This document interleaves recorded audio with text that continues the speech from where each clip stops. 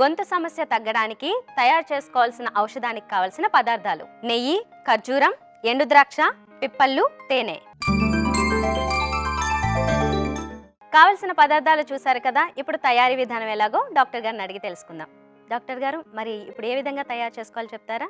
తయారు చేసుకోవడం చాలా తేలిక. అన్నీ రెడీగా పెట్టుకున్నామంటే ఈజీగా ఔషధం తయారైపోతుంది.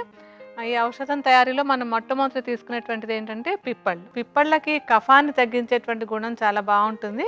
అందుకని కఫాన్ని తగ్గించి గొంతు క్లియర్ చేస్తుంది అనమాట. కఫం తగ్గడం అంటే ఏదో గొంతు డ్రై అయిపోతుందని కాదు, అధికంగా విడుదలవుతున్నటువంటి కఫం తగ్గేలాగా అది హెల్ప్ చేస్తుంది మనకి. పిప్పళ్ళని ఎప్పుడు వాడుకుంటున్నా కూడా ఏంటంటే ముందు కొంచెం నేతిలో వేయించి చల్లారిన తర్వాత చూర్ణంలాగా చేసుకోవాలి. ఇది మనం రెడీగా చేసి పెట్టుకున్న చూర్ణం ఉంది కనుక ఈ చూర్ణాన్ని ఏంటంటే ఇప్పుడు ఔషధం తయారు చేసుకోదలుచుకున్నటువంటి వాళ్ళు సుమారుగా ఒక 25 గ్రాముల పరిమాణంలో పిప్పళ్ళ చూర్ణాన్ని తీసుకుని విడిగా పెట్టుకోవాలి. మనం ఈ బౌల్లో వేసుకుందాం. తర్వాత మనం ఇందులో వేసుకోబోయేటువంటిది అందరికీ ఇష్టమైనటువంటిది ఎండు ఖర్జూరాలు. ఎండు ఖర్జూరాలు అనేది చాలా అందరికీ ఇష్టమైనటువంటి పదార్థం. మామూలుగా ఏంటంటే గొంతు సమస్యలు వచ్చినప్పుడు అక్కడ ఉండేటువంటి తేమ పూర్తిగా పోవడం, లేకపోతే పొడిబారినట్టు అనిపించడం, మళ్ళీ దాహంగా ఉండడం, ఎండిపోయినట్టు ఉండడం కొంతమందిలో ఎక్స్పీరియన్స్ అవుతుంటుంది. అలాంటప్పుడు ఏంటంటే ఈ ఎండు ఖర్జూరాలు అక్కడ కొంచెం అవసరమైనంత మేరకు తేమ పుట్టడానికి సహాయపడతాయి అన్నమాట. సో వాత దోషాన్ని కూడా బాగా తగ్గిస్తాయి ఇది. ఎండు ఖర్జూరాలని అంటే గింజలు తీసేసి పొడిలాగా చేసేసుకోవాలి. ఈ చూర్ణాన్ని కూడా మనం ఇందాక పిప్పళ్ళ చూర్ణం ఎంత వేసుకున్నామో దాంతో సమానంగా 25 గ్రాముల పరిమాణంలో వేసుకోవాలి. ఇందాక మనం ఒక చెంచాడు వేసుకున్నాం కనుక ఎండు ఖర్జూరాల చూర్ణం కూడా ఒక చెంచాడు అందులో వేసుకుందాం. ఎప్పుడు మీకు గుర్తుంటుంది కదా, మేమైతే సుమారుగా చూపిస్తాం, మీరు కొలత ప్రకారం వేసుకోండి. తర్వాత ఎండు ద్రాక్ష. ఈ ఎండు ద్రాక్ష కూడా గొంతు చక్కగా క్లియర్ అయ్యి మాట అది స్పష్టంగా రావడానికి, ఆ బొంగురు అది తగ్గడానికి, గొంతు ఫ్రీగా ఉండడానికి ఉపయోగపడతాయి. దీన్ని కూడా సమానంగానే ఇప్పుడు మనం ఇందాక మిగతావన్నీ 25 గ్రాములు వేసుకున్నాం కనుక ఈ ఎండు ద్రాక్ష కూడా 25 గ్రాముల పరిమాణంలో మిగతా వాటితో కలుపుకోవాలి.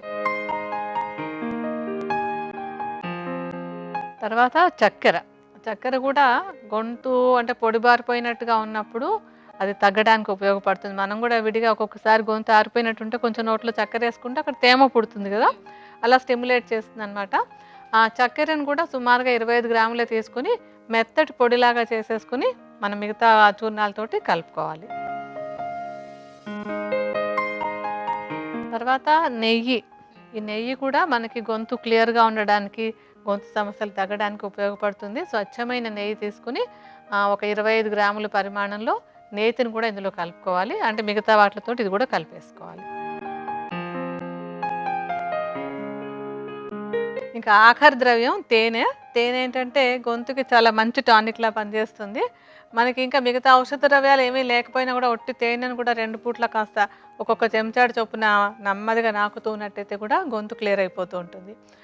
ఈ తేనెను మనం ఇందులో వాడుతున్నాం. ఇది సుమారుగా ఏంటంటే నెయ్యి తేనె సమానంగా వేయం ఎప్పుడు కూడా ఏ ఔషధంలోనూ. నేతి కంటే కొంచెం తక్కువగానే ఎక్కువగానే వేసుకోవాలి. కాస్త ఎక్కువగానే మనం తేనెను వేసుకుందాం. సుమారుగా ఒక 40 గ్రాముల పరిమాణంలో తేనెను కూడా ఇందులో కలుపుకుందాం.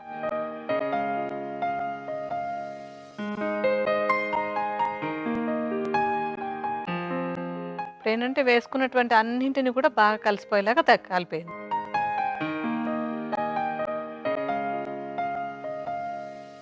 మనం ఇందులో వేసుకున్నటువంటి అన్నీ కూడా చాలా చక్కటి రుచికరమైనవి.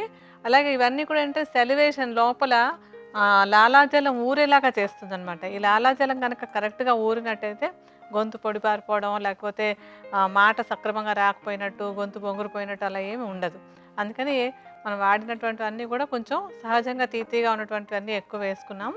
ఇప్పుడు వీటన్నింటినీ కలిపేసుకుందాము. డాక్టర్ గారు, పిప్పళ్ళ పొడి చాలా మందికి తెలియదు కదా, దీని రుచి ఏ విధంగా ఉంటుంది? పిప్పళ్ళు కొంచెం ఘాటు ఉంటుందమ్మా. ఎందుకంటే అన్నీ తీపిగా ఉంటే కూడా మంచిది కాదు ఔషధానికి. ఈ పిప్పళ్ళు ఇందాకే చెప్పాను కదా, కఫదోషాన్ని బాగా తగ్గిస్తుంది. కొంచెం ఘాటు ఉంటుంది కానీ ఈ పిప్పళ్ళు తీపి అన్నీ కలిపేటప్పటికి టేస్ట్ కూడా చక్కగా ఉంటుంది అనమాట. అది మరి దీన్ని ఏ విధంగా తీసుకోవాలి? అంటే ఇప్పుడు మనకి ఔషధం రెడీ అయిపోయింది. ఈ ఔషధాన్ని తీసుకోవడానికి ఏంటంటే ఎవరికైనా సరే గొంతు సమస్య ఉన్నప్పుడు ఒక చెంచాడు పరిమాణంలో ఉదయం ఒకసారి, సాయంత్రం ఒకసారి నెమ్మదిగా వేలుతోటి నాలుక మీద పెట్టుకుని నాకుతూ తీసుకోవాలన్నమాట. ఆ విధంగా తీసుకున్నట్టయితే గొంతు సమస్యలు తగ్గి గొంతు బొంగురుపోవడం కానివ్వండి, పొడిబారిపోవడం కానీ ఆ సమస్యని తేలిగ్గా తగ్గించుకోవచ్చు.